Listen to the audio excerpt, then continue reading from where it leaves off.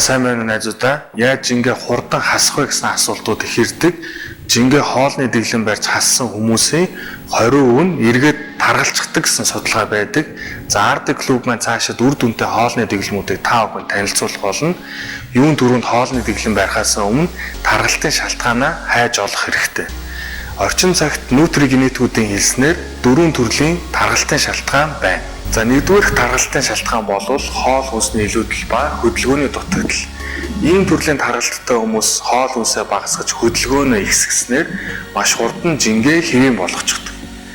За ийм таргалттай хүмүүс нийт таргалттай хүмүүсийн 20% нь л эзэлж байна. За хоёрдугаар шалтгаан бол даалт хүнсний аллерги. Энэ яаж мэдэгддэг вэ гэхээр та 6 сараас жилийн дотор маш хогцсон харгалж мэдэгддэг. Нутригенетик буюу хоол хүнс биоорганизмд хэрхэн нөлөөлдөг болохыг судалдаг эрдэмтдийн хэлж буугаар даалт хүнсний аллерги биоорганизмд хуримтлагдсанаар биоорганизм гадагшлуулах юм уу багасгах арга хэмжээ авна. Өөрөө бодисын нэгтийг багасгахын тулд шингэлэх хэрэгтэй. Үүнтэй адил таны биоорганизм аллергений багасгахын тулд ус татна. Эдгээр төрлийн таргалттай хүмүүс хавгансан, хөөсөн, цулцгар, усрахыг цэлцэгнүр шиг байдаг. За миний хувьд бол майонез зэрэглэхээр маш хурдан таргалж хавгандаг.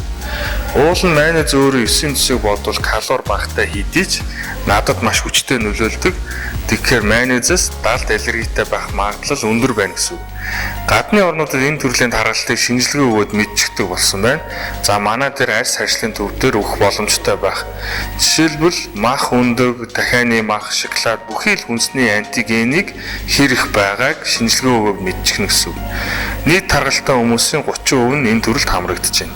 За гурав дахь таргалтын шалтгаанд хоолны шингээлт орно. Зарим хоол хүнс хүний биоорганизмд маш муу шингэдэг.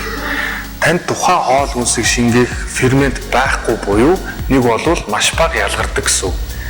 За энэ төрлийн таргалттай хүмүүс хоёрдугаар төрлийн таргалттай адилхан ус татаж хавгандаг. Хэдий чинээ ус татна, төдий чинээ өөхлөлт нэмэгдэнэ.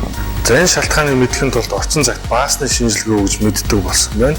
Жишээ нь та хоньны мах эзний дараа баасны шинжилгээ өгөөд таны шинжилгээгээр хоньны мах маш муу шингэсэн байвал танд энэ төрлийн мах тохирохгүй байна гэсэн үг.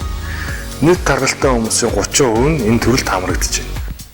За дөрөв дэх шалтгаан бол гормоны өөрчлөлтөөс үүдсэн таргалалт. Энэ төрлийн таргалтад эхний 3 төрлийн аль нь ч нөлөөсөн байх магадaltaй.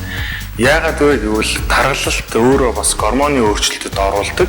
Хэдий чиний өөх байна, төдий чиний цусндах тестостерон эм гормон руу хувирдаг. Жишээ нь таны эм гормон эстрадиол өндөр, эрг гормон болох тестостерон бага байгаа үед та нөгөө пивник үзэтэй болдог. Та дөрвөн мөчөөрөө биш зөвхөн гүзээ чинь томроод байдаг гэсэн үг. Бас нэг шалтгаан бол бодисын солилцоонд бас өөх тосны солилцоонд шууд оролцдог тироидын гормон гэж байдаг. За энэ гормон алдагдсан бол та яаж дэглэм бариад нэмэргүй.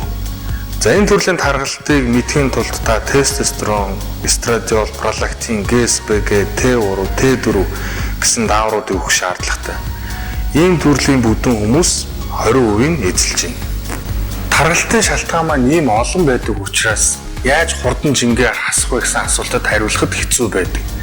Цорын ганц хамгийн үр дүнтэй дэглэм гэсэн ойлголт байхгүй. Хүн болгон өөрийн гэсэн дэглэм, өөрийн таргалтын шалтгаанаа хайж олох хэрэгтэй. Зөвхөн энэ тохиолдолд та хурдан турж цаашид үр дүнгээ хадгалах болно. Таргалалт өөрөө маш олон өвчтний их үүсвэр болж өгдөг. Та бүхэн надаар хэлүүлдэггүй мэдж байгаах. За эдгээр өвчнүүдийн хамгийн аюултайд нь зүрх судасны өвчин, чихрийн шижин тооцогддог. Цаашид маш олон төрлийн үр дүнтэй дэглэмүүдийг оруулах болно. Эдгээр дэглэмүүдээс та бүхэн өөрийн дэглэмээ хайж олоорой. Хэрвээ тань энэ сэдвүү сонирхолтой ч юм уу эсвэл хэрэгтэй санагдсан бол лайк, subscribe хийгээрэй. Мөн асуулт байвал комент үлдээгээрэй.